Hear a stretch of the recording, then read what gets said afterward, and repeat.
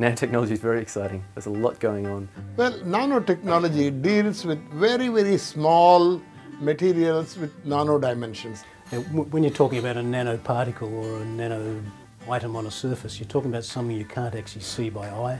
So it's, I think, in the order of a thousandth of a hair width.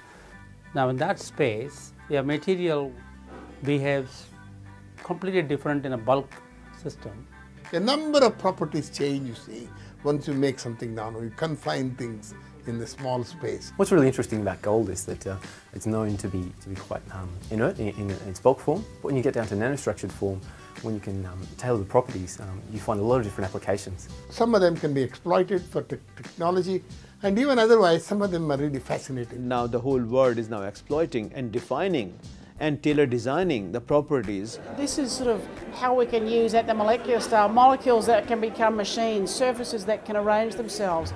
In solar surfaces, it can go into human drug design. You can put nanoparticles on your shirt or pants or whatever, they become waterproof, things like that. So those kind of properties are making the whole world amazed that what is happening on these levels, and the science is developing more and more.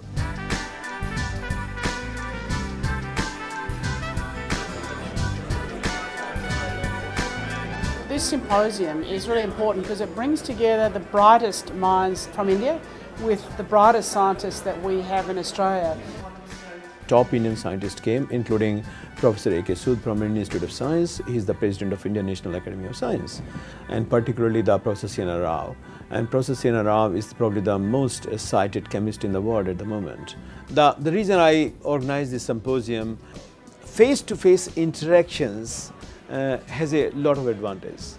People not only they can express their scientific views, but they can also express their feelings. Because what the trust does, it builds up relationships. What the relationship does, it builds up a team.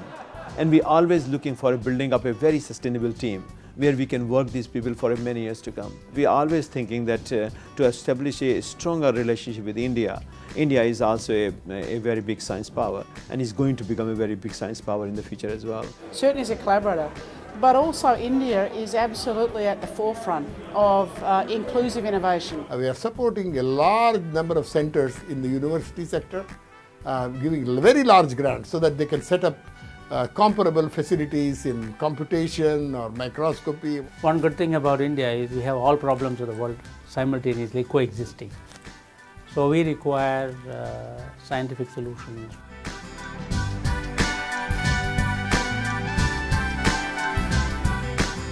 RMIT is living its vision of being a leading university of technology and design, and during this symposium has signed an important cooperation agreement with the Centre for Materials Sciences in Bangalore, endorsed by the Chief Scientist of India and our Vice Chancellor. I think these are all very positive things and signal a kind of an important next step in key research areas and a key relationship. What gets me excited is the smart materials and about taking everyday things that we currently have and really improving them and seeing if we can get better results out of them. The first computer came, 1951, a huge one, right? I used it. And my God, at that time I didn't realize such a thing was possible. It's a completely new world, right? When nano electronics come, when very tiny computers, the tiny transistors, so suppose you make a computer with a nano transistors, I mean, you can imagine what kind of computer size it will be.